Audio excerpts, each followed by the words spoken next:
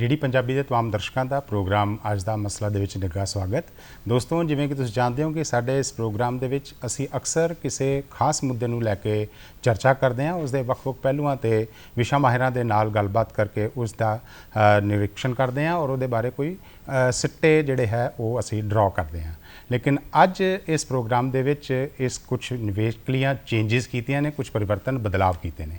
अज इस प्रोग्राम दे विच किसी विशेष मुद्दे ते गलबात ना करते हुए असी गलबात करांगे उन्हां तमाम प्रमुख घटनावां दियां राष्ट्रीय अंतरराष्ट्रीय पद्धर ते जिहड़ी कि पिछले हफ्ते सुर्खियां बनियां और उन्हां घटनावां दा मनुखी जीवन दे विच और देश के उपर और समुचे समाज के उपर की प्रभाव पिया है उन्हां दे बारे गलबात करांगे। और जिवें तुसीं जानते हो कि पिछला हफ्ता लगभग पिछले हफ्ते तो लैके लगभग पिछले 3-4 महीनों तो पूरा देश नहीं बल्कि पूरा दुनिया एक खास किस्म के वातावरण के विचों विचर रही है, गुजर रही है और लगभग घटनावां भी सारे दुनिया दे विच उस दे नाल ही जुड़ियां हो रही ने, कट रही ने। तो असी इस प्रोग्राम दे विच गलबात करांगे और गलबात का साडा विषय रहेगा हफ्तावार गतिविधियां ते समीक्षा। और पिछले हफ्ते जिहड़ियां बहुत वड्डियां गतिविधियां हुईयां उन्हां दे वास्ते गलबात करन वास्ते साडे उचेचे सदे ते विशा माहिर साडे नाल ने श्री अरुणदीप जी, जिहड़े कि निग्गे और बहुत मिठे और खास करके बहुत जिहड़े नामवर जर्नलिस्ट ने। और साडे नाल दूसरे विशा माहिर ने श्री राजीव भास्कर जी, वो भी बहुत सीनियर जर्नलिस्ट ने और बड़ी कमांड और पकड़ इन्हां दी जिहड़ी साडे ਵੱਖ-ਵੱਖ राष्ट्रीय अंतरराष्ट्रीय मुद्दों ते है। तुहाडा दोनों का साडे स्टूडियो दे विच निघा स्वागत। धन्यवाद। अरुणदीप जी, जद गलबात कर रहे हैं पिछले हफ्ते की गतिविधियां ते असी जानते हैं कि दिसंबर 2019 के लगभग आखिरी हफ्ते तो पूरी दुनिया दे विच एक कोविड-19 की महामारी ने पूरी दुनिया नूं अपने शिकंजे दे विच लिया और पूरी दुनिया उस तो प्रभावित हुई ਵੱਖ-ਵੱਖ तरीकों के नाल। साडा अपना देश भी जूझ रहा है उस महामारी के कारण ते और उस महामारी के कारण जो जो परिवर्तन समाज च आ रहे हैं, कितनियां मौतां हो रही ने, उन्होंने होर सिट्टे की हो रहे हैं, असी लगातार अपडेट सुन रहे हैं, पढ़ रहे हैं, देख रहे हैं। तो अज की चर्चा दे विच मैं थोड़े तो शुरुआती सवाल इत्थों ही करूँगा कि पिछले हफ्ते जिहड़ा कोरोना मीटर है उहदा की अपडेट है दुनिया दे विच, अपने देश दे विच और अपने सूबे दे विच। पंजाब च गल करिए तो जिहड़ी कोविड-19 की जिहड़ा प्रकोप है उस तो प्रभावित जिहड़ी गतिविधियां हुई ने, उस तो प्रभावित जिहड़े लोग होए ने, उन्हां दे बारे की अपडेट है? जी बिल्कुल। पहला आपां गल करते हैं दुनिया की। दुनिया दे विच 50 ਲੱਖ ਦੇ ਲਗਭਗ ਜਿਹੜੇ ਨੇ ਜਿਹੜੇ ਇਸ ਮਹਾਮਾਰੀ ਤੋਂ ਪੀੜਤ ਹੋ ਚੁੱਕੇ ਨੇ। 50 ਲੱਖ ਦਾ ਅੰਕੜਾ ਕ੍ਰਾਸ ਕਰ ਚੁੱਕੇ ਨੇ ਜੀ। ਤੇ ਦੁਨੀਆ ਦੇ ਲਗਭਗ ਸਾਰੇ ਮੁਲਕ ਕੁਛ ਇੱਕ ਨੂੰ ਛੱਡ ਕੇ ਇਹਦੀ ਲਪੇਟ ਦੇ ਵਿੱਚ ਆ ਚੁੱਕੇ ਨੇ। ਇਹਦੇ ਵਿੱਚ ਪਹਿਲੇ ਨੰਬਰ ਤੇ ਅੱਜ ਵੀ ਅਮਰੀਕਾ, ਜਿੱਥੇ ਵੱਡੀ ਗਿਣਤੀ ਦੇ ਵਿੱਚ 15 ਲੱਖ ਤੋਂ ਜ਼ਿਆਦਾ ਜਿਹੜੇ ਲੋਕ ਨੇ ਪ੍ਰਭਾਵਿਤ ਹੋ ਚੁੱਕੇ ਨੇ ਤੇ ਉੱਥੇ ਮੌਤਾਂ ਦੀ ਰਫ਼ਤਾਰ ਵੀ ਬਹੁਤ ਤੇਜ਼ ਆ, ਸਭ ਤੋਂ ਜ਼ਿਆਦਾ ਆ ਜੀ। ਦੂਜੇ ਨੰਬਰ ਤੇ ਰੂਸ ਤੇ ਉਸ ਤੋਂ ਬਾਅਦ ਬ੍ਰਾਜ਼ੀਲ ਦੇ ਵਿੱਚ ਵੀ ਵੱਡੀ ਪੱਧਰ ਤੇ ਲੋਕ ਕਰੋਨਾ ਪ੍ਰਭਾਵਿਤ ਹੋ ਰਹੇ ਨੇ ਜੀ। ਇਸ ਲੜੀ ਦੇ ਵਿੱਚ ਭਾਰਤ ਦਾ ਨੰਬਰ 11ਵਾਂ ਆ ਚੁੱਕਾ ਆ। ਦੁਨੀਆ ਭਰ ਦੇ ਵਿੱਚ ਰੋਜ਼ਾਨਾ ਔਸਤਨ 1 ਲੱਖ ਲੋਕ ਜਿਹੜੇ ਨੇ ਉਹ ਕਰੋਨਾ ਮਰੀਜ਼ ਵੱਧ ਰਹੇ ਨੇ ਤੇ ਭਾਰਤ ਦੇ ਵਿੱਚ ਇਹ ਗਿਣਤੀ ਜਿਹੜੀ ਆ ਹੁਣ 1.25 ਲੱਖ ਦੇ ਲਗਭਗ ਹੋ ਚੁੱਕੀ ਆ ਜੀ। ਤੇ 1.25 ਲੱਖ ਦੇ ਵਿੱਚ ਜਿਹੜੀ ਪਹਿਲਾਂ ਜਿਹੜੀ ਦਰ ਸੀਗੀ ਸਾਡੇ 3000 4000 5000 ਦਰ ਸੀਗੀ, ਉਹ ਹੁਣ ਲਗਭਗ 6000 ਦੀ ਦਰ ਦੇ ਨਾਲ ਰੋਜ਼ਾਨਾ ਜਿਹੜੇ ਨੇ ਕੇਸਿਸ ਵੱਧ ਰਹੇ ਨੇ ਤੇ ਮੌਤਾਂ ਦੀ ਗਿਣਤੀ ਵੀ ਸਾਡੀ ਜਿਹੜੀ ਆ ਉਹ 4000 ਦੇ ਲਗਭਗ ਹੋ ਚੁੱਕੀ ਆ। ਭਾਰਤ ਦੇ ਵਿੱਚ ਜਿਹੜੇ ਹੌਟ ਸਪੌਟ ਬਣ ਗਏ ਨੇ ਉਹ ਰਾਜਾਂ ਦੇ ਵਿੱਚ ਮਹਾਰਾਸ਼ਟਰ ਨੂੰ ਇੱਕ ਮੁੱਖ ਰਾਜ ਦੇ ਰੂਪ 'ਚ ਦੇਖਿਆ ਜਾ ਰਿਹਾ। ਉਸ ਤੋਂ ਬਾਅਦ ਗੁਜਰਾਤ, ਫਿਰ ਤਮਿਲਨਾਡੂ, ਫਿਰ ਉਸ ਤੋਂ ਬਾਅਦ ਦਿੱਲੀ ਤੇ ਫਿਰ ਰਾਜਸਥਾਨ ਦੀ ਗਿਣਤੀ ਇਹਦੇ ਵਿੱਚ ਆਉਂਦੀ ਆ ਜੀ। ਤੇ ਇਹ ਸਾਡੇ ਮੁਲਕ ਦੀ ਮੋਟੀ ਸੂਰਤ ਹਾਲ ਹੈ। ਤੇ ਸਾਡੇ ਮੁਲਕ ਦੇ ਵਿੱਚ ਵੀ ਮਹਾਰਾਸ਼ਟਰ ਦੀ ਸਥਿਤੀ ਦੇ ਵਿੱਚ ਬੰਬੇ ਦੇ ਵਿੱਚ ਸਪੈਸੀਫਿਕ ਮਰੀਜ਼ਾਂ ਦੀ ਜਿਹੜੀ ਗਿਣਤੀ ਆ ਉਹ ਬਹੁਤ ਜ਼ਿਆਦਾ ਆ। ਹੁਣ ਉਹਦੇ ਵਿੱਚ ਵੀ ਜਿਹੜੇ ਚਿੰਨ੍ਹਿਤ ਕੀਤੇ ਗਏ ਨੇ, ਜਿਨ੍ਹਾਂ ਇਲਾਕਿਆਂ ਦੀ ਨਿਸ਼ਾਨਦੇਹੀ ਕੀਤੀ ਗਈ ਆ, ਉਹਨਾਂ ਦੇ ਵਿੱਚ ਕਾਫੀ ਗਿਣਤੀ ਦੇ ਵਿੱਚ ਲੋਕ ਕਰੋਨਾ ਪ੍ਰਭਾਵਿਤ ਹੋ ਰਹੇ ਨੇ। ਦਿੱਲੀ ਦੇ ਵਿੱਚ ਹੌਟ ਸਪੌਟਸ ਨੇ, ਬੰਬੇ ਦੇ ਵਿੱਚ ਕੁਝ ਇੱਕ ਇਲਾਕੇ ਨੇ ਜਿੱਥੇ ਖਾਸ ਤੌਰ ਤੇ ਜਿਵੇਂ ਧਰਾਵੀ ਦਾ ਜ਼ਿਕਰ ਸਭ ਤੋਂ ਵੱਡੀ ਸਲਮ ਹੈ ਏਸ਼ੀਆ ਦੀ, ਏਸ਼ੀਆ ਦਾ ਸਭ ਤੋਂ ਵੱਡਾ ਸਲਮ ਹੈ, ਉੱਥੇ ਕਰੋਨਾ ਦੇ ਮਰੀਜ਼ ਵੱਡੀ ਗਿਣਤੀ 'ਚ ਨੇ। ਸੋ ਇਹ ਇੱਕ ਦਰ ਦੇ ਤੇਜ਼ੀ ਦੇ ਨਾਲ ਵਧ ਰਹੇ ਨੇ। ਹੁਣ ਦੂਜੇ ਪਾਸੇ ਸਾਡੇ ਜੇ ਸੂਬੇ ਪੰਜਾਬ ਦੀ ਗੱਲ ਕਰ ਲਈਏ, ਇੱਥੇ ਸਥਿਤੀਆਂ ਕਾਫੀ ਸਕੂਨ ਦੇਣ ਵਾਲੀਆਂ ਨੇ, ਸੁਖਦ ਨੇ। ਸਾਡੇ ਸੂਬੇ ਦੇ ਵਿੱਚ ਲਗਭਗ 2200 ਮਰੀਜ਼ ਨੇ ਜਿਹੜੇ ਕਰੋਨਾ ਪ੍ਰਭਾਵਿਤ ਨੇ, ਜਿਹਦੇ ਚੋਂ 86% ਤੋਂ ਵੱਧ ਜਿਹੜੇ ਮਰੀਜ਼ ਨੇ ਉਹ ਇਸ ਹਫਤੇ ਠੀਕ ਹੋ ਕੇ ਆਪਣੇ ਘਰਾਂ ਨੂੰ ਜਾ ਚੁੱਕੇ ਨੇ।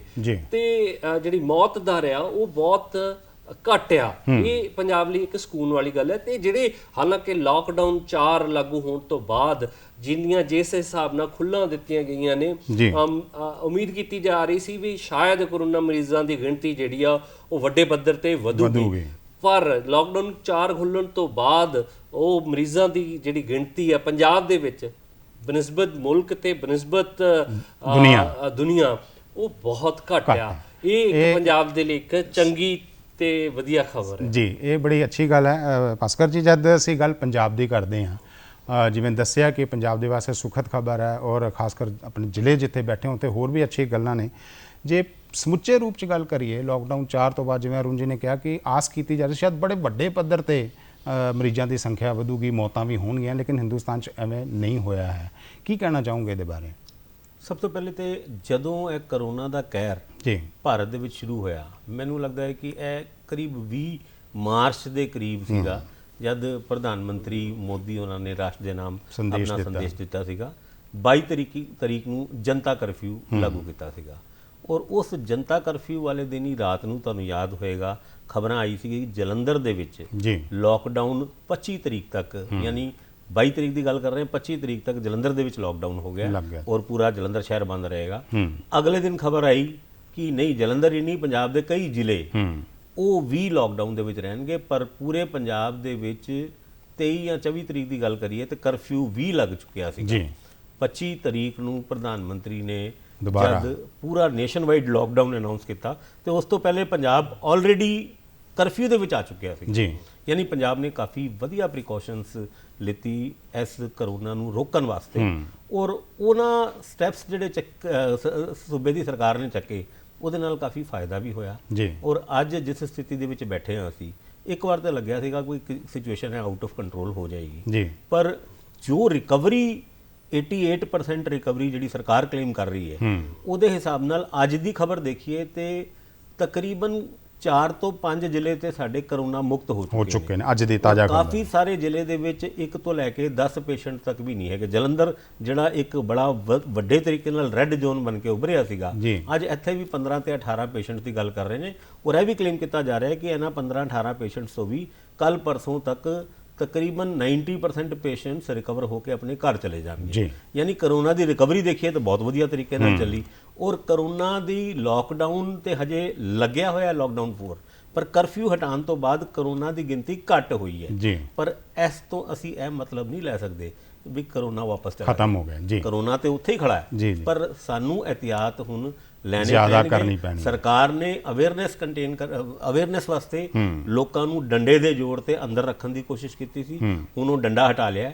ਹੁਣ ਲੋਕਾਂ ਨੂੰ ਆਪਣੀ ਜਾਨ ਦੀ, ਜਿੱਦਾਂ ਬੱਸਾਂ 'ਚ ਲਿਖਿਆ ਹੁੰਦਾ ਯਾਤਰੀ ਆਪਣੇ ਸਮਾਨ ਦਾ ਖੁਦ ਜ਼ਿੰਮੇਵਾਰ ਹੈ, ਹੁਣ ਸਮਾਨ ਦੇ ਨਾਲ ਜਾਨ ਦੀ ਵੀ ਲੋਕੀ ਆਪਣੇ ਆਪ ਨੂੰ ਖੁਦ ਜ਼ਿੰਮੇਵਾਰ ਹੋਣਗੇ, ਪ੍ਰੀਕਾਸ਼ਨਸ ਲੈਣੇ ਪੈਣਗੇ। ਨਹੀਂ ਲਓਗੇ, ਜੇ ਕਰੋਨਾ ਦੀ ਚਪੇਟ 'ਚ ਆ ਗਏ, ਤੇ ਸਰਕਾਰ ਨੇ ਤੇ ਕਿਸੇ ਜਗ੍ਹਾ ਇਹ ਵੀ ਐਲਾਨ ਕਰਤਾ ਹੈ ਕਿ ਹੁਣ ਅੱਗੇ ਆ ਕੇ ਕਰੋਨਾ ਪੇਸ਼ੈਂਟਸ ਦਾ ਇਲਾਜ ਵੀ ਸਰਕਾਰੀ ਖਰਚੇ ਤੇ ਨਹੀਂ ਹੋਏਗਾ, ਨਹੀਂ ਆਪਨੇ ਨਿੱਜੀ ਪੱਧਰ ਤੇ ਕਰਾਉਣਾ ਪਏਗਾ। ਯਾਨੀ ਲੋਕਾਂ ਨੂੰ ਇਸ ਗੱਲ ਨੂੰ ਸਮਝਣ ਦੀ ਲੋੜ ਹੈ, ਔਰ ਸਰਕਾਰ ਨੇ ਬਿਨਾਂ ਕਿਸੇ ਸਖਤੀ ਨਾਲ ਇਸ ਗੱਲ ਨੂੰ ਕਲੈਰੀਫਾਈ ਵੀ ਕਰਤਾ ਹੈ ਕਿ ਹੁਣ ਤੁਸੀਂ ਆਪਣੀ ਜਾਨ ਦੇ ਖੁਦ ਜ਼ਿੰਮੇਵਾਰ ਹੋ, ਔਰ ਆਪਣੀ ਕੇਅਰ, ਆਪਣੀ ਰੱਖਿਆ ਕਰੋਨਾ ਤੋਂ ਤੁਸੀਂ ਆਪ ਕਰਨੀ। ਜੀ ਅਰੁਣ ਜੀ, ਜਿਵੇਂ ਰਾਜੀਵ ਜੀ ਦੱਸ ਰਹੇ ਸੀਗੇ ਕਿ ਜਿਹੜਾ ਲਾਕਡਾਊਨ ਦਾ ਫੈਸਲਾ ਸਰਕਾਰ ਨੇ ਕੀਤਾ ਪੂਰੇ ਰਾਸ਼ਟਰ ਪੱਧਰ ਤੇ, ਉਸਨੇ ਕਾਫੀ ਵੱਡਾ ਇੱਕ ਰੋਲ ਅਦਾ ਕੀਤਾ ਭਾਰਤ ਦੇ ਵਿੱਚ ਕਰੋਨਾ ਮੀਟਰ ਨੂੰ ਬਹੁਤ ਤੇਜ਼ੀ ਨਾਲ ਵਧਣ ਦੇ ਠੱਲ ਪਾਉਣ ਨੂੰ। ਜਦ ਗੱਲਬਾਤ ਕੀਤੀ, ਲਾਕਡਾਊਨ ਦੇ 3 ਚਰਨ ਖਤਮ ਹੋਏ, ਪਿਛਲੇ ਹਫਤੇ ਜਦ ਲਾਕਡਾਊਨ 4 ਦੀ ਸ਼ੁਰੂਆਤ ਹੋਣੀ ਸੀ, ਬੜੀਆਂ ਆਸਾਂ ਸੀਗੀਆਂ,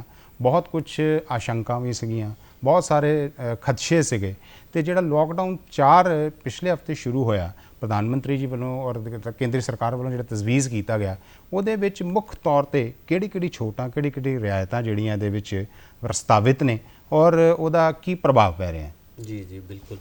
ਜਿਵੇਂ ਪ੍ਰੋਫੈਸਰ ਸਾਹਿਬ, ਇੱਕ ਗੱਲ ਬੜੀ ਵੱਡੇ ਪੱਧਰ ਤੇ ਕਹੀ ਜਾਂਦੀ ਆ, ਇਸ ਗੱਲ ਨੂੰ ਲੈ ਕੇ ਚਰਚਾ ਆ ਜਾਂ ਕਹਿ ਲਓ ਕਿ ਵਿਵਾਦ ਵੀ ਆ ਆਪਸ ਦੇ ਵਿੱਚ। ਕੁਝ ਪੱਖ ਇਹ ਕਹਿ ਰਹੇ ਨੇ ਕਿ ਜਿਹੜਾ ਲਾਕਡਾਊਨ ਆ ਉਹ ਇਸ ਤਰੀਕੇ ਦੇ ਨਾਲ ਨਹੀਂ ਹੋਣਾ ਚਾਹੀਦਾ ਸੀਗਾ, ਇਹਦੇ ਨਾਲ ਸਾਡੀ ਇਕਨੋਮੀ ਦੀ ਜਿਹੜੀ ਗਰੋਥ ਆ ਉਹ ਮਾਈਨਸ ਦੇ ਵਿੱਚ ਚਲੀ ਗਈ ਹੈ, ਸਾਡੀ ਜਿਹੜੀ ਆਰਥਿਕ ਵਿਕਾਸ ਦਰ ਆ ਉਹ ਘੱਟ ਦੇ ਵਿੱਚ ਚਲੀ ਗਈ ਆ। ਤੇ ਕੁਛ ਇੱਕ ਦਾ ਕਹਿਣਾ ਸੀਗਾ ਕਿ ਜਾਂ ਕਹਿਣਾ ਆ ਜਾਂ ਮੰਨਣਾ ਜਾਂ ਜਿਹੜਾ ਉਹਨਾਂ ਦਾ ਤਰਕ ਆ ਉਹ ਇਹੀ ਆ ਕਿ ਇਹਦੇ ਨਾਲ ਸਾਡੇ ਮੁਲਕ ਦੇ ਵਿੱਚ ਜਿਹੜੇ ਮਰੀਜ਼ ਜਿਹੜੇ ਅੱਜ 1.25 ਲੱਖ ਆ, ਜੇ ਲਾਕਡਾਊਨ 3 ਨਾ ਹੁੰਦੇ ਤਾਂ ਸ਼ਾਇਦ ਇਹ ਅੰਕੜਾ ਅੱਜ ਅਸੀਂ ਅਮਰੀਕਾ ਦੇ ਨੇੜੇ ਤੇੜੇ ਹੁੰਦੇ, ਜਿੰਨੇ ਕਿ ਅਮਰੀਕਾ ਦੇ ਵਿੱਚ ਮਰੀਜ਼ ਆ ਸ਼ਾਇਦ ਉਸ ਤੋਂ ਵੱਧ ਵੀ ਮਰੀਜ਼ ਸਾਡੇ ਇੱਥੇ ਹੁੰਦੇ। ਸੋ ਇਹ ਆਪਸ ਦੇ ਵਿੱਚ ਇੱਕ ਵਾਦ ਵਿਵਾਦ ਵਾਲਾ ਵਿਸ਼ਾ ਹੈਗਾ, ਕੁਛ ਤੇ ਰਹਿੰਦੇ ਹੱਕ 'ਚ ਨੇ, ਕੁਛ ਇਹਦੇ ਵਿਰੋਧ ਦੇ ਵਿੱਚ ਨੇ। ਨੁਕਤਾ ਨੰਬਰ ਇਹਦੇ ਵਿੱਚ ਅਗਲਾ ਜਿਹੜਾ ਕਿ ਲਾਕਡਾਊਨ 4 ਜਦੋਂ ਲਾਗੂ ਕੀਤਾ ਗਿਆ ਪਿਛਲੇ ਹਫ਼ਤੇ, ਤੇ ਉਹਦੇ ਵਿੱਚ ਸਾਰੀਆਂ ਖੁੱਲ੍ਹਾਂ ਦੇ ਦਿੱਤੀਆਂ ਗਈਆਂ, ਸਵਾਏ ਇਸ ਗੱਲ ਦੇ ਕਿ ਸਾਡੀਆਂ ਜਿਹੜੀਆਂ ਨੇ ਕੌਮਾਂਤਰੀ ਉਡਾਣਾਂ ਹਾਲੇ ਨਹੀਂ ਚੱਲਣਗੀਆਂ, ਜਾਂ ਜਿਹੜਾ ਰੇਲਵੇ ਆ ਉਹਨੂੰ ਵੀ ਅਸੀਂ ਕਿਸ਼ਤਾਂ ਦੇ ਵਿੱਚ ਚਲਾਵਾਂਗੇ, ਮਤਲਬ ਇੱਕੋ ਇੱਕ ਨਹੀਂ ਰੇਲਵੇ ਨੂੰ ਵੀ ਖੋਲ੍ਹ ਦਿੱਤਾ ਜਾਊਗਾ, ਜਾਂ ਜਿਹੜਾ ਰਾਤ ਦਾ ਕਰਫਿਊ ਆ ਉਹ ਜਾਰੀ ਰਹੂਗਾ। ਸਕੂਲ ਕਾਲਜਸ ਨੂੰ ਜਿਹੜੇ ਨੇ ਉਹ ਹਾਲੇ ਖੋਲ੍ਹਣ ਦੀ ਇਜਾਜ਼ਤ ਨਹੀਂ ਦਿੱਤੀ ਗਈ, ਮਾਲ ਸਿਨੇਮਾ ਇਹਨਾਂ ਨੂੰ ਖੋਲ੍ਹਣ ਦੀ ਹਾਲੇ ਇਜਾਜ਼ਤ ਨਹੀਂ ਦਿੱਤੀ ਗਈ, ਬਾਕੀ ਲਗਭਗ ਸਾਰੀਆਂ ਛੋਟਾਂ ਦੇ ਦਿੱਤੀਆਂ ਗਈਆਂ ਸਿਵਾਏ ਰੈੱਡ ਜ਼ੋਨ ਦੇ ਜਾਂ ਕੰਟੇਨਮੈਂਟ ਜ਼ੋਨ ਦੇ।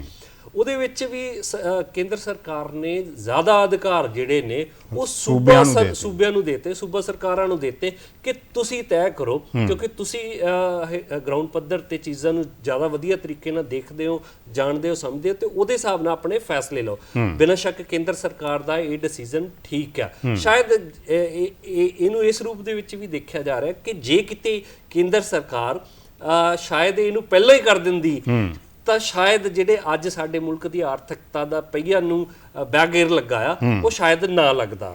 ਸੋ ਇਹ ਗੱਲਾਂ ਚੱਲ ਰਹੀਆਂ ਨੇ, ਤੇ ਨਾਲ ਦੀ ਨਾਲ ਹੁਣ ਜਿਹੜੀ ਅਗਲੀਆਂ ਜਿਹੜੀਆਂ ਡਿਮਾਂਡਸ ਹੋ ਰਹੀਆਂ ਨੇ ਕਿ ਇੰਟਰਸਟੇਟ ਜਿਹੜੀਆਂ ਨੇ ਉਹ ਬੱਸਿਸ ਚਲਾਈਆਂ ਜਾਣ, ਰੇਲਵੇ ਨੂੰ ਹੋਰ ਵੱਡੇ ਪੱਧਰ ਤੇ ਖੋਲ੍ਹਿਆ ਜਾਵੇ, ਤੇ ਖਾਸ ਤੌਰ ਤੇ ਜਿਹੜਾ ਆ ਮਜ਼ਦੂਰਾਂ ਦੀ ਹਾਲਤ ਨੂੰ ਲੈ ਕੇ ਕਾਫੀ ਸਵਾਲ ਉੱਠ ਰਹੇ ਨੇ। ਜੀ ਰਾਜੀਵ ਜੀ, ਗੱਲ ਅਰੁਣ ਨੇ ਬਹੁਤ ਵੱਡਾ ਇਸ਼ਾਰਾ ਕੀਤਾ ਹੈ ਕਿ ਲਾਕਡਾਊਨ ਜਿਹੜੇ ਲੱਗੇ ਲੰਬੇ ਸਮੇਂ ਦੇ ਵਾਸਤੇ ਲੱਗੇ ਔਰ ਉਹਦੇ ਕਾਰਨ ਦੇਸ਼ ਨੂੰ ਬਹੁਤ ਵੱਡੀ ਸੱਟ ਵੱਜੀ, ਖਾਸ ਕਰਕੇ ਦੇਸ਼ ਦੀ ਜਿਹੜੀ ਆਰਥਿਕਤਾ ਨੂੰ, ਇਕਨੋਮੀ ਜਿਹੜਾ, ਕਿਉਂਕਿ ਪੂਰਾ ਪਹੀਆ ਜਾਮ ਹੋ ਗਿਆ। ਜਿਸ ਦੇਸ਼ ਦੇ ਵਿੱਚ ਹਜ਼ਾਰਾਂ ਦੀ ਗਿਣਤੀ ਦੇ ਵਿੱਚ ਹਰ ਰੋਜ਼ ਰੇਲ ਚੱਲਦੀ ਹੈ, ਲੱਖਾਂ ਦੀ ਗਿਣਤੀ ਦੇ ਵਿੱਚ ਜਿੱਥੇ ਬੱਸ ਚੱਲਦੀ ਹੈ, ਸਰਕਾਰੀ ਰੈਵਨਿਊ ਦੇ ਜਿਹੜੇ ਹੋਰ ਤੌਰ ਤਰੀਕੇ ਇਕੱਠੇ ਕਰਦੇ, ਟੋਟਲ ਉਹਨਾਂ 'ਤੇ ਬਿਲਕੁਲ ਬੈਨ ਲੱਗ ਗਿਆ। ਇੱਕ ਪੈਸੇ ਦਾ ਜਿਹੜਾ ਹੈ ਰੈਵਨਿਊ ਜਨਰੇਟ ਨਹੀਂ ਹੋ ਰਿਹਾ ਸੀਗਾ ਸਰਕਾਰੀ ਔਰ ਇਵੇਂ ਹੀ ਪ੍ਰਾਈਵੇਟ ਪੱਧਰ 'ਤੇ ਵੀ, ਅਤੇ ਉਹਦੇ ਕਾਰਨ ਆਰਥਿਕਤਾ ਬਹੁਤ ਵੱਡੇ ਪੱਧਰ 'ਤੇ ਜਿਹੜੀ ਹੈ ਗੜਬੜਾ ਗਈ ਔਰ ਸਰਕਾਰ ਨੇ ਫਿਰ ਇਸ ਨੂੰ ਮੁੜ ਕੇ ਪਟਰੀ 'ਤੇ ਲਿਆਉਣ ਵਾਸਤੇ ਇੱਕ ਬੜੇ ਵੱਡੇ ਅਭਿਆਨ ਦੀ ਸ਼ੁਰੂਆਤ ਕੀਤੀ, ਜਿਹਦਾ ਨਾਮ ਆਤਮ ਨਿਰਭਰ ਭਾਰਤ ਅਭਿਆਨ ਮੋਦੀ ਜੀ ਦਾ ਇੱਕ ਡ੍ਰੀਮ ਪ੍ਰੋਜੈਕਟ ਦੇ ਵਜੋਂ, ਔਰ 20 ਲੱਖ ਕਰੋੜ ਦਾ ਇੱਕ ਬੜਾ ਵੱਡਾ ਬੂਸਟਰ ਡੋਜ਼ ਫॉर ਇਕਨੋਮੀ ਪ੍ਰਸਤਾਵਿਤ ਕੀਤਾ ਗਿਆ, ਜਿਹਦੇ ਵਿੱਚ ਇਹੀ ਸੀਗਾ ਜਿਹਦਾ ਮੰਤਵ ਕਿ ਇਕਨੋਮੀ ਨੂੰ ਮੁੜ ਕੇ ਲੀਹਾਂ 'ਤੇ ਲਿਆਈਏ ਔਰ ਜਿਹੜਾ ਨੁਕਸਾਨ ਜਿਹੜੇ ਵੱਡੇ ਪੱਧਰ 'ਤੇ ਨੁਕਸਾਨ ਹੋਏ ਨੇ, ਜਿਹੜੇ ਸਮਾਜ ਦੇ ਵੱਡੇ ਸੈਕਟਰਸ ਦਾ, ਉਹਨਾਂ ਨੂੰ ਕੁਝ ਰਿਲੀਫ ਦਿੱਤਾ ਜਾਵੇ। ਉਸ ਰਿਲੀਫ ਦੇ ਤਹਿਤ ਜਿਹੜੀ ਚੌਥੇ ਔਰ ਪੰਜਵੇਂ ਗੇੜ ਦੀ ਜਿਹੜੀ ਸਾਡੇ ਮਾਨਯੋਗ ਨਿਰਮਲਾ ਸੀਤਾਰਮਨ ਜੀ ਨੇ, ਜਿਹੜੇ ਵਿੱਤ ਮੰਤਰੀ ਨੇ, ਬੜੀਆਂ ਸਿਲਸਿਲੇਵਾਰ ਘੋਸ਼ਣਾਵਾਂ ਵੀ ਕੀਤੀਆਂ। ਉਹਦੇ 'ਚ ਉਹ ਪਿਛਲੇ ਹਫ਼ਤੇ ਵੀ ਉਹ ਕੁਝ ਘੋਸ਼ਣਾਵਾਂ ਇਹਦੇ ਵਿੱਚ ਸ਼ਾਮਿਲ ਸੀਗੀਆਂ, ਅਤੇ ਉਹ ਜਿਹੜਾ ਆਰਥਿਕ ਪੈਕੇਜ ਦਿੱਤਾ ਗਿਆ ਉਹਦੇ ਵਿੱਚ ਮੋਟੇ ਤੌਰ 'ਤੇ ਕੀ ਤਜਵੀਜ਼ਾਂ ਸੀਗੀਆਂ ਔਰ ਤੁਸੀਂ ਕਿਵੇਂ ਦੇਖਦੇ ਹੋ ਇਸ ਪੈਕੇਜ ਨੂੰ? ਜਦੋਂ ਲਾਕਡਾਊਨ ਲੱਗਿਆ ਸੀਗਾ ਲੋਕ ਇੱਕ ਵਾਰ ਤੇ ਹੈਰਾਨ ਹੋਏ ਸੀਗੇ, ਕਿਉਂਕਿ ਜਿਸ ਤਰ੍ਹਾਂ ਤੁਸੀਂ ਵੀ ਆਪਣੀ ਗੱਲ ਦੇ ਵਿੱਚ ਕਿਹਾ ਕਿ ਇਹ ਇੱਕ ਨਵਾਂ ਵਾਇਰਸ ਹੈ, ਨੋਵਲ ਵਾਇਰਸ ਹੈ, ਜਿਹਦੇ ਬਾਰੇ ਸਾਨੂੰ ਪਤਾ ਹੀ ਨਹੀਂ ਜੀ, ਸਾਡਾ ਦੁਸ਼ਮਣ ਕੌਣ ਹੈ, ਕਿੱਥੇ ਛੁਪਿਆ, ਸਾਨੂੰ ਨਹੀਂ ਪਤਾ। ਉਸ ਦੁਸ਼ਮਣ ਦੇ ਖਿਲਾਫ ਅਸੀਂ ਆਪਣੇ ਘਰਾਂ ਦੇ ਵਿੱਚ ਦਰਵਾਜ਼ੇ ਬੰਦ ਕਰਕੇ ਬੈਠਣ ਵਾਸਤੇ ਮਜਬੂਰ ਕੀਤੇ ਗਏ ਲਾਕਡਾਊਨ ਦੇ ਵਿੱਚ। ਇਹ ਇੱਕ ਨਵੀਂ ਸਥਿਤੀ ਸੀ, ਪਹਿਲੇ ਲੋਕ ਨਹੀਂ ਸਮਝੇ, ਹੌਲੇ ਕਰਕੇ ਲਾਕਡਾਊਨ ਦਾ ਪੀਰੀਅਡ ਵੱਧਦਾ ਗਿਆ ਜੀ। ਫਿਰ 21 ਦਿਨ ਦੇ ਲਾਕਡਾਊਨ ਤੋਂ ਬਾਅਦ ਕੀ ਇਹ ਲਾਕਡਾਊਨ ਵਧੇਗਾ? ਮੇਰੇ ਖਿਆਲ ਨਾਲ 4 ਜਾਂ 5 ਦਿਨ ਪਹਿਲੇ ਤਕਰੀਬਨ ਸਾਰੇ ਲੋਕ ਇਸ ਗੱਲ ਨੂੰ ਜਾਣਦੇ ਸੀਗੇ ਇਹ ਲਾਕਡਾਊਨ ਵਧੇਗਾ, ਵੱਧ ਜਾਏਗਾ ਦੂਜੀ ਵਾਰ ਲੋਕਡਾਊਨ ਖਤਮ ਹੋਇਆ, ਫਿਰ ਲੋਕਾਂ ਨੂੰ ਇਹ ਕਿ ਲੋਕਡਾਊਨ ਵਧੂਗਾ। 3 ਦਿਨ ਪਹਿਲੇ ਸਾਰਿਆਂ ਨੂੰ ਪਤਾ ਸੀ ਲੋਕਡਾਊਨ ਵਧੇਗਾ। ਆਰਥਿਕ ਸਥਿਤੀ ਖਰਾਬ ਹੋਈ, ਮਜ਼ਦੂਰ ਅਬ ਜਿੱਥੇ ਜਿੱਥੇ ਰਹਿ ਰਹੇ ਸੀਗੇ ਉਹਨਾਂ ਨੇ ਆਪਣੇ ਘਰ ਵਾਪਸੀ ਸ਼ੁਰੂ ਕਰਤੀ। ਲੱਖਾਂ ਦੀ ਤਾਦਾਦ ਦੇ ਵਿੱਚ, ਯਾਦ ਕਰੋ ਉਹ 21 ਦਿਨ ਦੇ ਲੋਕਡਾਊਨ ਦੇ ਬਾਅਦ ਬਾਂਦਰਾ ਦੇ ਸਟੇਸ਼ਨ ਦੇ ਵਿੱਚ ਹਜ਼ਾਰਾਂ ਮਜ਼ਦੂਰਾਂ ਦਾ ਇਕੱਠ ਹੋ ਗਿਆ ਔਰ ਇਕੱਠ ਦੇ ਕਰਕੇ ਪੁਲਿਸ ਨੂੰ ਲਾਠੀਚਾਰਜ ਕਰਨਾ ਪਿਆ। ਉਸ ਟਾਈਮ ਸ਼ਾਇਦ ਮਜ਼ਦੂਰਾਂ ਦੇ ਹਾਲਾਤ ਦੀ, ਆਰਥਿਕ ਦਿੱਕਤਾਂ ਦੀ ਅਹਿਸਾਸ ਸਰਕਾਰ ਨੂੰ ਵੀ ਹੋ ਗਿਆ ਸੀਗਾ। ਫਿਰ ਮੋਦੀ ਜੀ ਨੇ ਅਨਾਉਂਸ ਕੀਤਾ 20 ਲੱਖ ਕਰੋੜ ਰੁਪਏ ਦਾ ਇੱਕ ਆਰਥਿਕ ਪੈਕੇਜ। ਭਾਵੇਂ ਉਸ 20 ਲੱਖ ਕਰੋੜ ਦੇ ਵਿੱਚ 7 ਲੱਖ ਕਰੋੜ ਰੁਪਏ ਦਾ ਪੈਕੇਜ ਆਲਰੇਡੀ ਅਨਾਉਂਸ ਕਰ ਚੁੱਕੇ ਸੀ, ਜਿਹਦੇ ਵਿੱਚ EMI ਦੀ ਮੋਰੇਟੋਰੀਅਮ ਦੇ ਬਾਰੇ ਚ ਵੀ ਕਿਹਾ ਗਿਆ ਸੀਗਾ। ਹੁਣ ਸਰਕਾਰ ਨੇ ਬਹੁਤ ਵਧੀਆ ਫੈਸਲੇ ਕੀਤੇ, ਬੜੇ ਆਰਥਿਕ ਪੈਕੇਜ ਦੇ ਰਾਹੀਂ ਲੋਕਾਂ ਨੂੰ ਰਾਹਤ ਪਹੁੰਚਾਉਣ ਦੀ ਕੋਸ਼ਿਸ਼ ਕੀਤੀ, ਪਰ ਕਿਸੇ ਨਾ ਕਿਸੇ ਜਗ੍ਹਾ ਇਦਾਂ ਦੇ ਆਰਥਿਕ ਪੈਕੇਜ ਦਾ ਜਦ ਇੰਪਲੀਮੈਂਟੇਸ਼ਨ ਹੁੰਦਾ ਹੈ ਤੇ ਲੋਕਾਂ ਨੂੰ ਉਹ ਰਾਹਤ ਨਹੀਂ ਮਿਲ ਪਾਉਂਦੀ। ਹੁਣ ਜਿੱਦਾਂ EMIs ਦੀ ਗੱਲ ਸੀਗੀ ਕਿ ਲੋਨ ਵਾਸਤੇ ਤੁਹਾਨੂੰ 3 ਮਹੀਨੇ ਤੁਹਾਡੀ ਕਿਸ਼ਤ ਡੈਫਰ ਕੀਤੀ ਜਾਂਦੀ ਹੈ। ਅੱਜ ਵੀ ਕੱਲ ਵੀ ਫੈਸਲਾ ਆਇਆ ਸੀਗਾ, ਹੁਣ 3 ਅਗਲੇ ਮਹੀਨੇ ਡੈਫਰ ਕੀਤੀ ਜਾਂਦੀ ਹੈ। ਪਰ ਤੁਸੀਂ ਬੈਂਕਾਂ ਦੇ ਵਿੱਚ ਜਾ ਕੇ ਦੇਖੋ, ਬੈਂਕ ਵਾਲੇ ਤੁਹਾਨੂੰ ਕਹਿੰਦੇ ਨੇ ਜੇ ਤੁਸੀਂ 6 ਮਹੀਨੇ ਆਪਣੀ EMI ਡੈਫਰ ਕੀਤੀ ਤੇ ਤੁਹਾਡਾ ਲੋਨ ਕਰੀਬ 2 ਸਾਲ ਹੋਰ ਵੱਧ ਜਾਊਗਾ, ਯਾਨੀ ਤੁਹਾਨੂੰ ਇੰਨੇ % ਹੋਰ ਦੇਣਾ ਪੈਣਾ ਹੈ। ਇੰਟਰਸਟ ਵਿਆਜ ਤੋਂ ਕੋਈ ਮੁਕਤੀ ਨਹੀਂ ਦਿੱਤੀ ਗਈ ਹੈ। ਮਤਲਬ ਉਹ ਜਿਹੜਾ ਫਾਇਦਾ ਮਿਲਣਾ ਚਾਹੀਦਾ। ਹੁਣ 10,000 ਰੁਪਏ ਰੇੜੀ ਵਾਲਿਆਂ ਵਾਸਤੇ ਉਹਨਾਂ ਨੇ ਕਿਹਾ ਲੋਨ ਮਿਲੇਗਾ। ਤੁਸੀਂ ਕਿਸੇ ਵੀ ਬੈਂਕ 'ਚ ਜਾ ਕੇ ਪੁੱਛ ਲਓ, ਕੋਈ ਵੀ ਮੈਨੇਜਰ ਰੇੜੀ ਵਾਲਿਆਂ ਨੂੰ 10,000 ਰੁਪਏ ਲੋਨ ਵਾਸਤੇ ਇੰਟਰਸਟਿਡ ਹੈਗਾ। ਕਿਸਾਨਾਂ ਨੂੰ ਵੀ ਘੱਟ ਵਿਆਜ ਦਰ ਦੇ ਉੱਤੇ ਲੋਨ ਦੇਣ ਦੀ ਗੱਲ ਕੀਤੀ ਗਈ। ਉਹ ਕਿੰਨਾ ਕੁ ਘੱਟ ਹੋਏਗਾ ਔਰ ਉਸ ਲੋਨ ਦੇ ਲੈਣ ਦੇ ਵਿੱਚ ਕੀ ਫਾਰਮੈਲਿਟੀਜ਼ ਹੋਏਗੀ, ਹਜੇ ਤੱਕ ਇਸ ਗੱਲ ਦਾ ਖੁਲਾਸਾ ਨਹੀਂ ਹੋਇਆ। MSME ਦੀ ਗੱਲ ਕੀਤੀ ਜਾਏ ਤੇ ਇਹ ਕਿਹਾ ਗਿਆ ਕਿ ਅਕਤੂਬਰ ਦੇ ਵਿੱਚ ਤੁਹਾਨੂੰ ਵਰਕਿੰਗ ਕੈਪੀਟਲ ਵਾਸਤੇ ਕੁਝ ਲੋਨ ਦਿੱਤਾ ਜਾਏਗਾ, ਜਿਹਦੇ ਵਿੱਚ 20,000 ਕਰੋੜ ਜਾਂ ਕੁਝ ਇੱਕ ਪੈਕੇਜ ਵੀ ਰੱਖਿਆ ਗਿਆ ਸੀ। ਪਰ ਉਹਨਾਂ ਲੋਨ ਦੀ ਕੀ ਸ਼ਰਤ ਹੋਏਗੀ ਉਹ ਵੀ ਹਜੇ ਤੱਕ ਕੋਈ ਕਲੈਰੀਫਿਕੇਸ਼ਨ ਨਹੀਂ ਹੋਈ। ਯਾਨੀ ਆਰਥਿਕ ਪੈਕੇਜ ਦੇਣਾ ਔਰ ਆਰਥਿਕ ਪੈਕੇਜ ਨੂੰ ਇੰਪਲੀਮੈਂਟ ਕਰਨਾ, ਦੋਨਾਂ ਵਿੱਚ ਕਾਫੀ ਫਰਕ ਹੁੰਦਾ ਹੈ। ਮੈਨੂੰ ਲੱਗਦਾ ਹੈ ਕਿ ਆਉਣ ਵਾਲੇ ਟਾਈਮ ਵਿੱਚ ਸ਼ਾਇਦ ਉਹ ਸ਼ਰਤਾਂ ਵੀ ਥੋੜੀ। ਰਾਜੀਵ ਜੀ, ਵੈਸੇ ਤਾਂ ਜਦ ਆਰਥਿਕ ਪੈਕੇਜ ਦੀ ਵਿਆਖਿਆ ਤੁਸੀਂ ਯਾਦ ਹੋਊਗਾ ਤੁਹਾਨੂੰ ਕਿ ਮਾਨਯੋਗ ਵਿੱਤ ਮੰਤਰੀ ਜੀ ਨੇ ਇੱਕ ਲਗਭਗ 1 ਘੰਟੇ ਤੋਂ ਜ਼ਿਆਦਾ ਦੀ ਪ੍ਰੈਸ ਕਵਰੇਜ 5 ਦਿਨ ਲਗਾਤਾਰ ਕੀਤੀ ਸੀ ਔਰ ਉਹਦੇ ਵਿੱਚ ਉਹਨਾਂ ਦਾ ਪ੍ਰਮੁੱਖ ਜ਼ੋਰ ਇਹੀ ਸੀਗਾ ਕਿ ਜਿਹੜੇ ਪੈਕੇਜਸ ਅਸੀਂ ਅਨਾਉਂਸ ਕਰ ਰਹੇ ਹਾਂ, ਜਿਹੜੇ ਰਿਆਇਤਾਂ ਦੇ ਰਹੇ ਹਾਂ, ਉਹਨੂੰ ਇਨਸ਼ੋਰ ਕਰਨ ਦਾ ਮੈਕੈਨਿਜ਼ਮ, ਖਾਸ ਕਰਕੇ ਜਿਵੇਂ ਮਨਰੇਗਾ ਦੀ ਗੱਲ ਕੀਤੀ ਉਹਨਾਂ ਨੇ, ਰਿਵਾਈਜ਼ ਕੀਤਾ, ਰੇਟ ਵੀ ਰਿਵਾਈਜ਼ ਕੀਤਾ ਔਰ ਕਵਰੇਜ ਵਾਸਤੇ 40,000 ਕਰੋੜ ਰੁਪਏ ਜਿਹੜਾ ਐਗਜ਼ਿਸਟਿੰਗ ਸੀ ਉਹ 'ਚ ਹੋਰ ਸਰਪਲਸ ਪਾਇਆ। ਅਰੁਣ ਜੀ, ਜਿਹੜੀ MSME ਦੀ ਜਿਹੜੀ ਛੋਟਾਂ ਦਿੱਤੀਆਂ, ਜਿਹੜੇ ਛੋਟੇ ਉਦਯੋਗ ਨੇ, ਕੁਟੀਰ ਉਦਯੋਗ ਨੇ, ਲਘੂ ਨੇ, ਉਹਦੇ ਵਾਸਤੇ ਬਹੁਤ ਤਜਵੀਜ਼ਾਂ ਦਿੱਤੀ ਗਈਆਂ ਔਰ ਇਹਦੇ ਬਾਰੇ ਜਿਹੜੇ ਉਦਮਸ਼ੀਲ ਲੋਕ ਨੇ ਉਹਨਾਂ ਨੇ ਇਹਦਾ ਸਵਾਗਤ ਵੀ ਕੀਤਾ। ਤੁਸੀਂ ਕਿਵੇਂ ਦੇਖਦੇ ਹੋ ਇਹਨੂੰ? ਜੀ ਬਿਲਕੁਲ, ਕੇਂਦਰ ਸਰਕਾਰ ਨੇ 3 ਲੱਖ ਕਰੋੜ ਦੇ ਲਗਭਗ ਇਹ ਛੋਟਾਂ ਦਿੱਤੀਆਂ ਨੇ। ਅਸਲ ਦੇ ਵਿੱਚ ਇਹਨੂੰ ਬਹੁਤ ਸਧਾਰਨ ਜਿਹੇ ਤਰੀਕੇ ਨਾਲ ਸਮਝਾਉਣ ਦੀ ਕੋਸ਼ਿਸ਼ ਕੀਤੀ ਜਾਂਦੀ ਆ ਸਾਡੇ ਮੁਲਕ ਦੇ ਆਰਥਿਕ ਮਾਹਰਾਂ ਵੱਲੋਂ ਕਿ ਇਹ ਜਿਹੜੀਆਂ 3 ਲੱਖ ਕਰੋੜ ਦੀਆਂ ਜਿਹੜੀਆਂ ਛੋਟਾਂ ਨੇ ਇਹ ਡਾਇਰੈਕਟ ਛੋਟਾਂ ਨਹੀਂ ਆ, ਉਹਨਾਂ ਨੂੰ ਅਸਿੱਧੇ ਰੂਪ ਦੇ ਵਿੱਚ ਫਾਇਦਾ ਪਹੁੰਚਾਉਣ ਦੇ ਲਈ ਕੋਸ਼ਿਸ਼ਾਂ ਕੀਤੀਆਂ ਜਾ ਰਹੀਆਂ ਨੇ, ਜਿਹਦੇ ਵਿੱਚ ਉਹਨਾਂ ਨੂੰ ਜਿਹੜਾ ਕਰਜ਼ ਦੇਣ ਦੀ ਗੱਲ ਕੀਤੀ ਗਈ ਹੈ, 3 ਲੱਖ ਕਰੋੜ ਰੁਪਏ ਦਾ ਕਰਜ਼ ਦਿੱਤਾ ਜਾਊਗਾ, ਕਰਜ਼ ਬਿਨਾਂ ਗਰੰਟੀ ਤੋਂ ਦਿੱਤਾ ਜਾਊਗਾ, ਇਦਾਂ ਦੀਆਂ ਜਿਹੜੀਆਂ ਰਾਹਤਾਂ ਦਿੱਤੀਆਂ ਗਈਆਂ ਨੇ। ਹੁਣ ਕੁਛ ਇਹਨੂੰ ਸਧਾਰਨ ਪੱਧਰ ਤੇ ਲੋਕ ਜਿਵੇਂ ਇਹਨੂੰ ਸਮਝਣ ਦੀ ਕੋਸ਼ਿਸ਼ ਕੀਤੀ ਜਾ ਰਹੀ ਵੀ ਕੇਂਦਰ ਸਰਕਾਰ ਨੇ ਦੇ ਦਿੱਤਾ, ਹੇਠਲੇ ਪੱਧਰ ਤੇ ਪਹੁੰਚਿਆ ਨਹੀਂ ਤੇ ਉਹ ਗਿਆ ਕਿੱਥੇ ਆ? ਉਹ ਗਿਆ ਅਸਲ 'ਚ, ਜਿਵੇਂ ਭਾਸਕਰ ਜੀ ਨੇ ਗੱਲ ਕੀਤੀ ਆ ਵੀ ਅਸਲ 'ਚ ਇਹਦੀ ਲਾਗੂ ਕਰਨ ਦੀ ਹਾਲਤ ਤੇ ਨਿਰਭਰ ਕਰਦਾ। ਲਾਗੂ ਕਰਨ ਦਾ ਕੋਈ ਸਹੀ ਮੈਕੈਨਿਜ਼ਮ ਨਹੀਂ ਆ, ਜਿਹਦੇ ਕਰਕੇ ਸਾਰੀ ਗੜਬੜ ਹੋ ਰਹੀ ਆ। ਨੀਤੀਆਂ ਹੈਗੀਆਂ ਨੇ, ਜਿਵੇਂ ਸਾਡੇ ਕਾਨੂੰਨ ਪਹਿਲਾਂ ਵੀ ਆ, ਨੀਤੀਆਂ ਪਹਿਲਾਂ ਵੀ ਆ, ਗੱਲ ਜਦੋਂ ਲਾਗੂ ਹੋਣ ਤੇ ਆਉਂਦੀ ਆ ਸਾਰਾ ਕੁਝ ਗੜਬੜਾ ਜਾਂਦਾ। ਲੋਕ ਸਿੱਧੇ ਫਾਇਦੇ ਚਾਹੁੰਦੇ ਸੀਗੇ, ਜਿਵੇਂ ਲੋਕਾਂ ਕੋਲ ਉਦਾਹਰਣ ਹੈ ਵੀ ਜਿਵੇਂ ਯੂਰਪ ਨੇ ਕੀਤਾ, ਜਿਵੇਂ ਅਮਰੀਕਾ ਨੇ ਕੀਤਾ, ਜਿਵੇਂ ਕੈਨੇਡਾ ਨੇ ਕੀਤਾ। ਉੱਥੇ ਉਹਨਾਂ ਨੇ ਲੋਕਾਂ ਦੇ ਖਾਤਿਆਂ ਦੇ ਵਿੱਚ ਡਾਇਰੈਕਟ ਬੈਨੀਫਿਟ ਦਿੱਤਾ, ਉਹਨਾਂ ਨੇ ਕਿਸੇ ਨੂੰ ਕਰਜ਼ ਨਹੀਂ ਦਿੱਤਾ, ਉਹਨਾਂ ਨੇ ਉਦਮੀਆਂ ਨੂੰ ਸਿੱਧਾ ਫਾਇਦਾ ਦਿੱਤਾ, ਉਹਨਾਂ ਨੇ ਮੁਲਾਜ਼ਮਾਂ ਦੀਆਂ ਤਨਖਾਹਾਂ ਦਿੱਤੀਆਂ। ਸੋ ਇਹ ਜਿਹੜਾ ਕੰਮ ਜਿਹੜਾ ਹੋਇਆ, ਤੇ ਜੇ ਕਿਤੇ ਇਦਾਂ ਦਾ ਕੁਝ ਹੁੰਦਾ ਤਾਂ ਸ਼ਾਇਦ ਲੋਕਾਂ ਨੂੰ ਵੱਧ ਫਾਇਦਾ ਹੋ ਸਕਦਾ ਸੀ। ਦੂਸਰੀ ਗੱਲ, ਜਿਹੜਾ 20 ਲੱਖ ਕਰੋੜ ਦੇ ਪੈਕੇਜ ਨੂੰ ਦੂਸਰੇ ਰੂਪ ਦੇ ਵਿੱਚ ਵੀ ਦੇਖਿਆ ਜਾ ਰਿਹਾ, ਉਹ ਸਰਕਾਰੀ ਖਬਰ ਏਜੰਸੀਆਂ ਦੇ ਮੁਤਾਬਕ ਹੀ ਜਿਹੜਾ 18 ਲੱਖ ਕਰੋੜ ਰੁਪਇਆ ਉਹ ਅਸਿੱਧੇ ਰੂਪ ਦੇ ਵਿੱਚ ਸਿਰਫ 2 ਲੱਖ ਕਰੋੜ ਰੁਪਇਆ ਇਹ ਆ ਜਿਹੜਾ ਸਰਕਾਰ ਦੀ ਜੇਬ ਦੇ ਵਿੱਚੋਂ ਸਿੱਧੇ ਰੂਪ ਦੇ ਵਿੱਚ ਜਾਣਾ ਹੈ। ਉਹ ਦੇਖੋ ਉਹਦੇ ਪਿੱਛੇ ਕੁਝ ਸਰਕਾਰ ਦੀ ਜਿਹੜੀ ਨੀਤੀ ਸੀਗੀ ਕਿ ਜਿਹੜੇ ਛੋਟਾ ਬੰਦਾ ਹੈ ਉਹਦੇ ਵਿੱਚ ਸਿੱਧਾ, ਜਿੱਦਾਂ ਪ੍ਰਧਾਨ ਮੰਤਰੀ ਗਰੀਬ ਕਲਿਆਣ ਯੋਜਨਾ ਦੇ ਰਾਹੀਂ ਸਿੱਧਾ ਪੈਸਾ ਡੀਬੀਟੀ ਦਾ ਟ੍ਰਾਂਸਫਰ ਹੋਇਆ, ਹੋਰ ਬੜੇ ਟ੍ਰਾਂਸਫਰ ਵੀ ਹੋਏ ਜਿਹੜੇ, ਇਹ ਗੱਲ ਠੀਕ ਹੈ ਕਿ ਜਿਹੜੇ ਕੁਝ ਛੋਟਾਂ ਜਿਹੜੀਆਂ ਇਨਡਾਇਰੈਕਟ ਕਿਸਮ ਦੀ ਛੋਟਾਂ ਦਿੱਤੀਆਂ, ਸਾਡਾ ਜਿਹੜਾ ਗਰੀਬ ਮੁਲਕ ਹੈ ਉਹਦਾ ਵੱਡਾ ਮੁਲਕ ਹੈ ਉਹਦੇ ਹਿਸਾਬ ਦੇ ਨਾਲ। ਜਿਹੜੀ ਇੱਕ ਭਾਸਕਰ ਜੀ ਇਸ ਵੀਕ ਦੇ ਵਿੱਚ, ਇਸ ਪਿਛਲੇ ਹਫਤੇ ਜਿਹੜੀ ਵੱਡੀ ਖਬਰ ਆਪਣੇ ਪੰਜਾਬ ਸਟੇਟ ਦੀ ਕਰੀਏ ਤੇ ਉਹਦੇ 'ਚ ਬੜੀ ਵੱਡੀ ਖਬਰ ਬਣੀ ਕਿ ਪੰਜਾਬ ਦੇ ਵਿੱਚ ਜਿਹੜੇ ਸਾਡੇ ਚੀਫ ਸੈਕਟਰੀ ਨੂੰ ਲੈ ਕੇ ਬਹੁਤ ਵੱਡੀ ਖਬਰ ਬਣੀ, ਔਰ ਜਿਹਦੇ ਕਾਰਨ ਰਾਜਨੀਤਿਕ ਪੱਧਰ ਤੇ ਉਹਦਾ ਬਹੁਤ ਉਲੇਖ ਹੋਇਆ ਤਕਰੀਬਨ ਸਾਰੀ ਵੱਡੀ ਅਖਬਾਰਾਂ ਦੇ ਵਿੱਚ ਵੀ। ਉਹਦੇ ਬਾਰੇ ਥੋੜਾ ਚਾਨਣਾ ਪਾਓ। ਤੁਸੀਂ ਇਹ ਦੇਖੋ ਕਿ ਜਦ ਅਸੀਂ ਕਰੋਨਾ ਦੇ ਖਿਲਾਫ ਜੰਗ ਛੇੜੀ ਹੋਈ ਹੈ ਜੀ, ਉਸ ਜੰਗ ਦੇ ਵਿੱਚ ਜਾਂ ਉਸ ਜੰਗ ਦੀ ਤਿਆਰੀ ਨੂੰ ਲੈ ਕੇ ਕੀਤੀ ਜਾਣ ਵਾਲੀ ਬੈਠਕ ਦੇ ਵਿੱਚ ਮੰਤਰੀ ਤੇ ਮੁੱਖ ਸਕੱਤਰ ਆਪਸ ਦੇ ਵਿੱਚ ਲੜ ਪੈਣ ਜੀ, ਔਰ ਮੰਤਰੀ ਨਾ ਕੇਵਲ ਲੜਨ ਬਲਕਿ ਲੜਨ ਤੋਂ ਬਾਅਦ ਇੱਕ ਦੂਜੇ ਦੀ ਸ਼ਕਲ ਵੀ ਨਾ ਦੇਖਣ ਦਾ ਫੈਸਲਾ ਕਰ ਲੈਣ। ਆ ਇੱਕ ਬੜੀ ਅਜੀਬ ਜੀ ਗੱਲ ਹੋਈ ਸੀ ਕਿ ਮੁੱਖ ਸਕੱਤਰ ਨੇ ਮੰਤਰੀਆਂ ਦੀ ਬੇਇੱਜ਼ਤੀ ਕੀਤੀ, ਜੋ ਕਥਿਤ ਤੌਰ ਤੇ ਅਸੀਂ ਕਹਿ ਸਕਦੇ ਹਾਂ ਕਿ ਵੀ, ਔਰ ਕਿਹਾ ਵੀ ਜਾ ਰਿਹਾ ਕਿ ਚੀਫ ਸਕੱਤਰ ਨੇ ਇਹੀ ਕਿਹਾ ਸੀਗਾ ਵੀ ਜਿਹੜਾ ਨੁਕਸਾਨ ਸ਼ਰਾਬ ਦੀ ਐਕਸਾਈਜ਼ ਪਾਲਿਸੀ ਕਰਕੇ ਹੋ ਰਿਹਾ ਹੈ ਇਹ ਤੁਹਾਡੇ ਕਰਕੇ ਹੋ ਰਿਹਾ। ਮੰਤਰੀਆਂ ਦੇ ਉੱਤੇ ਇਲਜ਼ਾਮ ਲਾਇਆ ਸੀ ਜਿਨ੍ਹਾਂ ਨੂੰ ਮੰਤਰੀਆਂ ਨੇ ਲਾਈਕ ਨਹੀਂ ਕੀਤਾ, ਔਰ ਮੰਤਰੀਆਂ ਨੂੰ ਸ਼ਾਇਦ ਇਹ ਡਰ ਲੱਗਿਆ ਕਿ ਆਉਣ ਵਾਲੇ ਟਾਈਮ ਵਿੱਚ ਚੀਫ ਸਕੱਤਰ ਸਾਨੂੰ ਐਕਸਪੋਜ਼ ਨਾ ਕਰ ਦੇ ਤੇ ਇਸ ਤੋਂ ਪਹਿਲੇ ਸਾਰੇ ਰਲ ਕੇ ਇਹਦੇ ਉੱਤੇ ਅਟੈਕ ਕਰ ਦਈਏ। ਹੁਣ ਇਹ ਗੱਲਾਂ ਮੀਡੀਆ ਦੇ ਰਾਹੀਂ ਬਾਹਰ ਆ ਰਹੀਆਂ, ਸਹੀ ਹੈ ਝੂਠ ਹੈ ਸਾਨੂੰ ਨਹੀਂ ਪਤਾ, ਟਾਈਮ ਦੱਸੋਗਾ, ਪਰ ਡਿਨਰ ਡਿਪਲੋਮੈਸੀ, ਲੰਚ ਡਿਪਲੋਮੈਸੀ, ਉਹਨਾਂ ਐਮਐਲਏਜ਼ ਮੰਤਰੀਆਂ ਨੂੰ ਮੁੱਖ ਮੰਤਰੀ ਦਾ ਮਨਾਣਾ, ਔਰ ਜਾਖੜ ਸਾਹਿਬ ਜਿਹੜੇ ਸੂਬੇ ਦੇ ਪ੍ਰਧਾਨ ਨੇ ਉਹਨਾਂ ਦਾ ਵੀ ਅਖਬਾਰ ਦੇ ਵਿੱਚ ਬਿਆਨ ਦੇਣਾ ਕਿ ਮੁੱਖ ਮੰਤਰੀ ਦੀ ਇਦਾਂ ਦੀ ਕਿਹੜੀ ਮਜਬੂਰੀ ਹੈ ਕਿ ਉਹ ਮੁੱਖ ਸਕੱਤਰ ਨੂੰ ਕੱਢਦੇ ਨਹੀਂ। ਚੀਫ ਮਿਨਿਸਟਰ ਦਾ ਕਹਿਣਾ ਹੈ ਕਿ ਅਗਸਤ ਵਿੱਚ ਮੁੱਖ ਸਕੱਤਰ ਨੇ ਰਿਟਾਇਰ ਹੋ ਜਾਣਾ ਹੈ ਤੇ ਇੱਕ ਜਿਹੜਾ ਕਹੀਏ ਕਿ ਵੀ ਸਹੀ ਜਿਹਾ ਐਗਜ਼ਿਟ ਦਈਏ ਉਹਨਾਂ ਨੂੰ, ਸੈਰੇਮੋਨੀਅਸ ਐਗਜ਼ਿਟ ਦੇਣਾ ਚਾਹੀਦਾ ਹੈ, ਕਿਸੇ ਦੀ ਬੇਇੱਜ਼ਤੀ ਕਰਕੇ ਨਹੀਂ ਕੱਢਣਾ ਚਾਹੀਦਾ। ਉਹ ਵੀ ਇੱਕ ਗੱਲ ਸਹੀ ਜੀ ਲੱਗਦੀ ਹੈ। ਪਰ ਇਸ ਸਾਰੇ ਮੁੱਦੇ ਦੇ ਵਿੱਚ ਕਰੋਨਾ ਦੀ ਲੜਾਈ ਦੇ ਵਿੱਚ ਜ਼ਰੂਰ ਇੱਕ ਕਹੀਏ ਕਿ ਥੋੜਾ ਜਿਹਾ ਅਸੀਂ ਕਮਜ਼ੋਰ ਪਏ ਹਾਂ।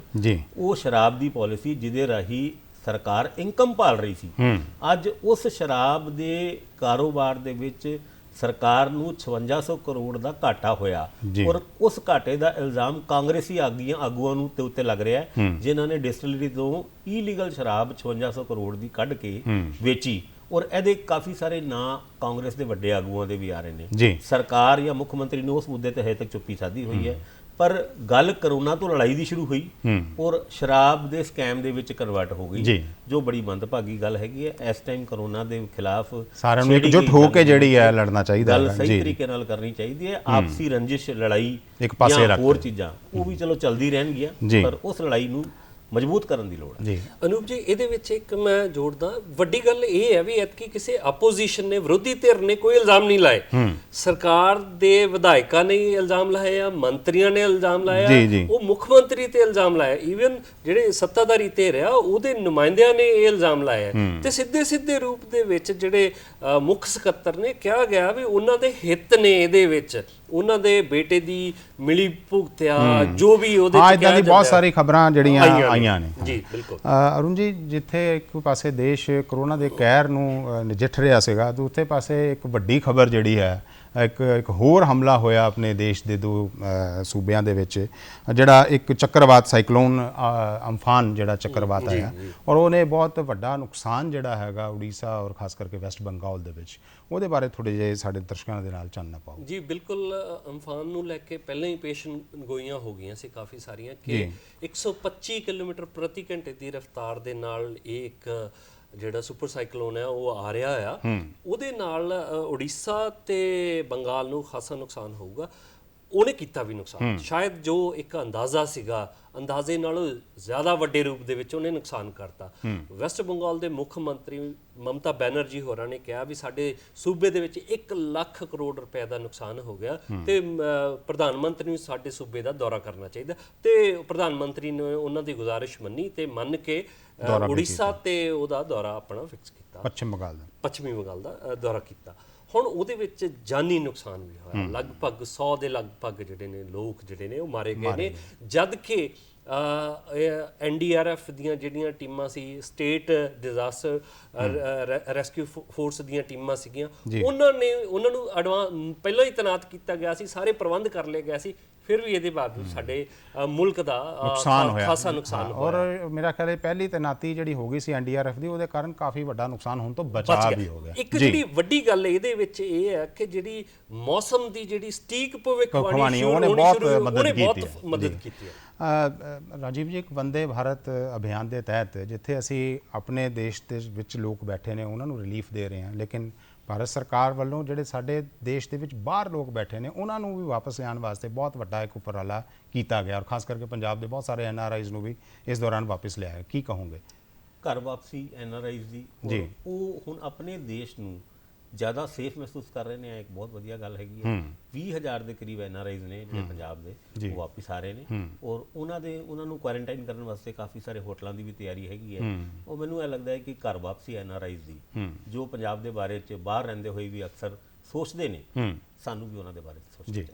ਅਰੁਣ ਜੀ, ਸਮੇਂ ਦੀ ਨਜ਼ਾਕਤ ਨੂੰ ਮੱਦੇ ਨਜ਼ਰ ਦੇ ਜਿਹੜਾ ਸਿੱਖਿਆ ਦੇ ਪ੍ਰਤੀ ਇਸ ਪਿਛਲੇ ਹਫ਼ਤੇ ਜਿਹੜੀਆਂ ਕੁਝ ਵੱਡੇ ਐਲਾਨ ਹੋਏ ਨੇ, ਉਹਨਾਂ ਦੇ ਬਾਰੇ ਵੀ ਸਾਡੇ ਦਰਸ਼ਕਾਂ ਦੇ ਨਾਲ ਆਪਣੇ ਬਿਲਕੁਲ UGC ਨੇ ਤੇ ਜਿਹੜੇ ਮਨੁੱਖੀ ਵਸੀਲਿਆਂ ਬਾਰੇ ਮੰਤਰੀ ਨੇ ਨਿਸ਼ੰਕ ਹੋਰੀ, ਉਹਨਾਂ ਨੇ ਇਹਦੇ ਬਾਰੇ ਕਾਫੀ ਸਾਰੀਆਂ ਅਨਾਉਂਸਮੈਂਟਸ ਕੀਤੀਆਂ ਨੇ। ਉਹਦੇ ਵਿੱਚ ਜਿਹੜੀਆਂ ਨੀਟ ਦੀਆਂ ਪ੍ਰੀਖਿਆਵਾਂ ਨੇ, JEE ਮੇਨਸ ਦੀਆਂ ਪ੍ਰੀਖਿਆਵਾਂ ਨੇ, ਜਾਂ ਫਿਰ UPSC ਦੀਆਂ ਪ੍ਰੀਖਿਆਵਾਂ ਨੇ, ਉਹਨਾਂ ਨੂੰ ਰੀਸ਼ੈਡਿਊਲ ਕਰ ਦਿੱਤਾ ਆ, ਤੇ ਇਹਦੇ ਨਾਲ ਹੀ ਜਿਹੜੀਆਂ ਯੂਨੀਵਰਸਿਟੀ ਦੀਆਂ ਜਿਹੜੀਆਂ ਪ੍ਰੀਖਿਆਵਾਂ ਨੇ ਉਹਨਾਂ ਨੂੰ ਵੀ ਰੀਸ਼ੈਡਿਊਲ ਕਰ ਦਿੱਤਾ। ਸੋ ਜਿਹੜੇ ਵਿਦਿਆਰਥੀ ਜਿਹੜੇ ਘਰਾਂ ਦੇ ਵਿੱਚ ਜਿਨ੍ਹਾਂ ਨੂੰ ਰਹਿਣਾ ਔਖਾ ਹੋ ਗਿਆ ਸੀਗਾ, ਜਿਨ੍ਹਾਂ ਲਈ ਪੜ੍ਹ ਕੇ ਜਿਹਨੂੰ ਪੰਜਾਬੀ 'ਚ ਕਹਿੰਦੇ ਵੀ ਬੱਸ ਹੋ ਚੁੱਕੀ ਸੀ, ਹੁਣ ਉਹਨਾਂ ਲਈ ਇੱਕ ਨਵੇਂ ਉਤਸ਼ਾਹ ਦਾ ਹੁਣ ਸੰਚਾਰ ਹੋਊਗਾ, ਨਵੇਂ ਸਿਰੇ ਤੋਂ ਸਾਰੇ ਖਾਸੇ ਪ੍ਰੋਸੈਸ ਦੇ ਵਿੱਚ ਫਿਰ ਆ ਜਾਣਗੇ। ਜੀ ਦਰਸ਼ਕੋ, ਅਸੀਂ ਤੁਹਾਡੇ ਨਾਲ ਪਿਛਲੇ ਹਫ਼ਤੇ ਦੀਆਂ ਜਿਹੜੀਆਂ ਬਹੁਤ ਪ੍ਰਮੁੱਖ ਗਤੀਵਿਧੀਆਂ ਸੀ ਉਹਦੇ ਬਾਰੇ ਵਿਸਥਾਰ ਨਾਲ ਗੱਲ ਕੀਤੀ, ਔਰ ਸਾਡੇ ਸੱਦੇ ਤੇ ਸਾਡੇ ਜਿਹੜੇ ਵਿਸ਼ਾ ਮਾਹਿਰ ਸਾਡੇ ਨਾਲ ਇਹਦੇ ਤੇ ਸ਼ਾਮਿਲ ਸੀਗੇ। ਤੁਸੀਂ ਆਪਣਾ ਸਮਾਂ ਕੱਢ ਕੇ ਸਾਡੇ ਉਚੇਚੇ ਸੱਦੇ ਤੇ ਹਾਜ਼ਰ ਹੋਏ, ਤੁਹਾਡਾ ਦੋਨਾਂ ਦਾ ਬਹੁਤ ਬਹੁਤ ਧੰਨਵਾਦ।